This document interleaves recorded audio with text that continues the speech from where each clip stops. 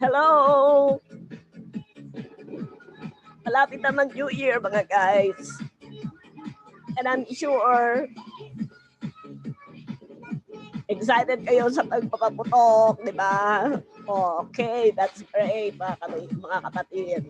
And I hope that you're all happy and feeling excited about year 2021. Year 2021 is a year of unite as one. Kaya dapat makikisa kayo at laging pakikisama at makisa, maging masaya dahil pag walang kasama, hindi ka masaya. Kaya nga this year, gusto ko sana na ibahagi sa inyo ang aking mensahe para sa taong ito. Siyempre, Happy New Year, guys! And I hope na napagtilay-tilayan na natin ang year 2020 as the most challenging year na hinarap natin sa buong buhay natin, di ba?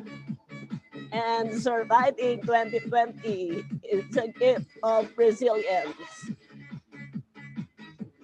And we learned so much about this year. Hindi naman ako nakashare. So guys, let's make 2021 a great year for everyone. At siyempre gusto kong ibahagi sa inyo yung aking message na kanina ipinost ko sa Facebook natin. At marami nagtatanong, ano ba, Ma'am G, ano bang ibig sabihin mo niyan? Yes. Masyadong mahaba, hindi nila ma-gets, no? Yan ang hirap sa atin eh. Pag nag-post ng mahaba, hindi natin masyadong binabasa. Well, siyempre, nagmamadali tayo, no? Ang dami kasi mga posts na kailangan na ibasahin natin. But I want to inform everyone that year 2021 is coming in any minute from now. Darating na siya. Pero, kailangan tingnan natin si year 2020. Ano ba ang naidulot niya sa atin?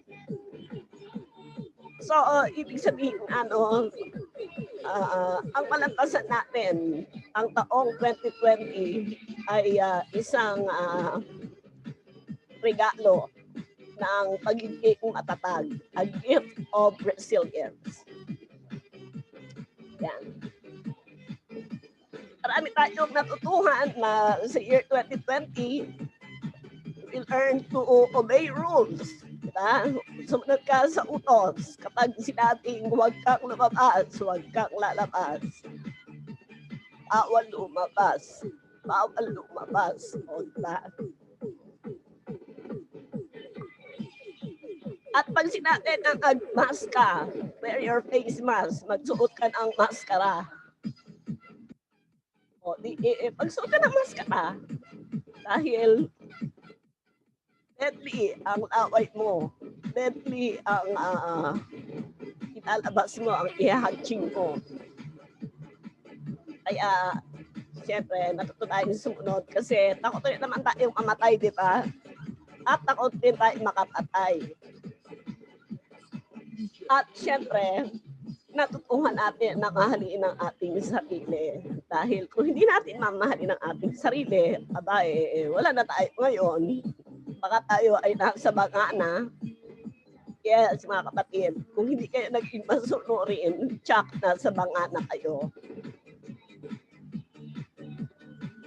At syempre, natutuhan din natin na mag-alala para sa ating pamilya, di ba? O sino magsasabi na hindi ka nag-alala sa pamilya mo na baka tamaan sila ng COVID? Bakit ka naman hindi mag-aalala? Ang mahal kaya na ma-hospital ka at na ma-COVID ka. Piliin mo na lang na huwag ka magpa-hospital. Total, mamamatay ka rin lang. Pero, sabi nga, prevention is better than cure. At syempre, ang isang maganda na natutuhan natin ay natuto tayo na mahalin ang ating pamilya. Minamahal natin sila. At At syempre, minamahal din naman nila tayo. At nakita mo, kasi noon, lagi ka talang sa labas. Lagi kang nagmamadali. Gusto mo makaalis ka kaagad ng bahay at makatagunahan sa MRT. Eh, wala nang MRT. Wala na ring jeep. At wala na ring bus. Wala na ring tricycle. So, diyan ka na lang sa bahay. At diyan ka magtutok sa computer mo o sa tablet mo o sa cellphone mo para makontak mo ang mga katrabaho mo, pati boss mo. At doon mo nakita, naku, ito palang anak ko ay ganito ang kumain ng kanin, puro kanin ang kinakain at itinitra yung ulam. O, di ba? Nakita mo na hindi mo pala nababantayan yung pagkain ng anak mo, hindi mo pala nababantayan kung ano yung mga pinagagawa niya. So, at natin na-realize na napakasarap na lang tumigil ang bahay, lalo na kung ikaw ay isang ina na kulang sa pagbibigay ng kalinga sa iyong mga anak. At syempre, para naman doon sa mga nawalan ng trabaho, nawalan ng racket, natutuhan nating i-adapt yung ating sarili sa new normal. Ayan, ito na raw yung new normal. At na-expand natin ang ating mundo, no? Na-expand natin ang ating mga connection. At kahit yung kamag-anak mo na hindi mo na nakikita, ay inisip mo na makakonect ka ba sa kanila. And yes, nakapag-connect ka nga. Di ba? Namatay yung video ko. Yan. And of course, we learn to recreate our dreams. Ayan. Binago natin ang ating mga pangarap. At may mga maswerte dahil kahit nasa bahay nakapagtrabaho, kahit nasa bahay nakakanood ng Netflix, kahit nasa bahay sumusweldo, paano naman yung iba na umaasa lang sa kanilang mga kamay? Umaasa lang sa manual labor, diba? Yung mga na hindi na makapagpinda, hindi na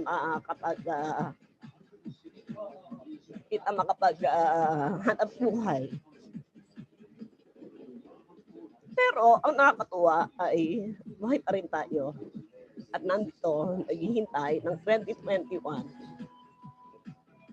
At ito, ang taong 2021 ay taong pinagpala. Bakit? Ang year 2021, sabi sa Pungsoy ay Year of the Ox o taon ang baka, yung zodiac sign na baka. At alam naman natin kung ano ang sinisimbolo ng baka. No? Ang baka ay sinisimbolo ng kasaganaan at kasipagan. At ito ang taon na kailangan ay magtrabaho ka talaga ng seryoso. Hindi pwede yung papetik-petik na trabaho. At ang pagiging optimistic ay ang ating magiging motivation para tayo ay magtrabaho ng seryoso. Sabi nga, ang optimistic hard worker ay bibigyan na ang gantimpala. Siyempre, nagtrabaho ka, alam nga namang hindi ka kumita. Oh. Depende lang kung ano itatrabahuhin mo. And kindness attracts abundance. Ang kabutihan ay umaakit ng kasaganaan.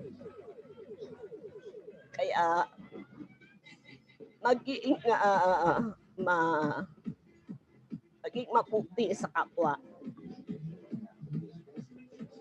At ang pananampalataya ay ang ating daan tungo sa tagumpay. Kapag hindi ka naniniwala sa sarili mo, sino pa maniniwala sa'yo? At kung hindi ka naniniwala na may gumagabay sa'yo sa lahat ng mga daan na sinusubong mo, ay walang kwenta ang mga ginagawa mo. Dapat naniniwala ka na matutupad mo ang iyong pangarap. At ang sabi nga, ang mga tao na may pananampalataya ay makakamit ang kanilang pangarap. Kaya sa year 2021, tandaan lang natin no, na manatili tayong positibo ang ating mga iniisip.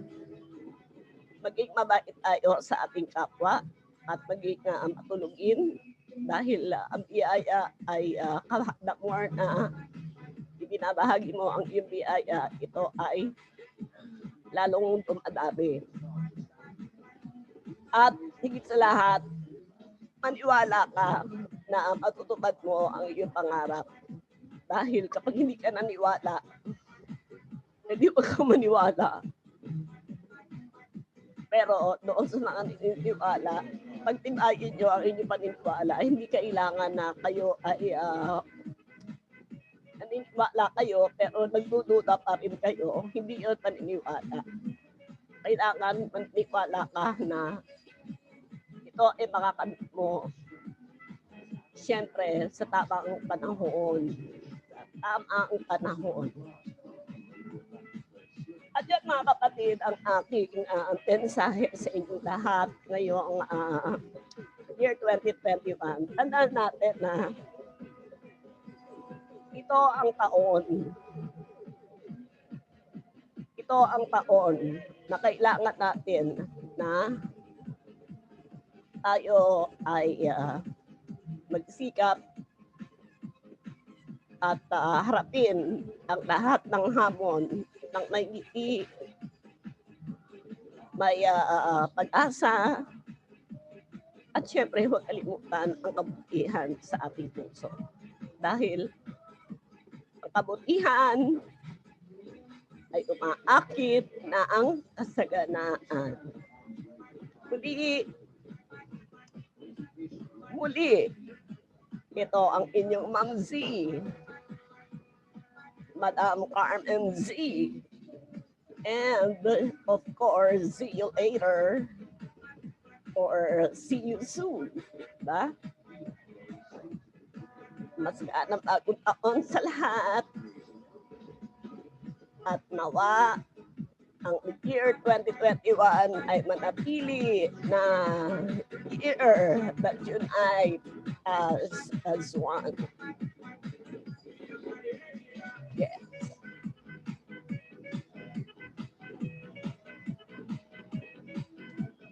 Happy New Year, everyone! Dile, dile, dile, dile, yo alergial. Mile, mile, mile, mile, femay. Okay, so paalam na sa inyo lahat at 10 minutes na lang. Magpuni-puni na kayo. Happy New Year!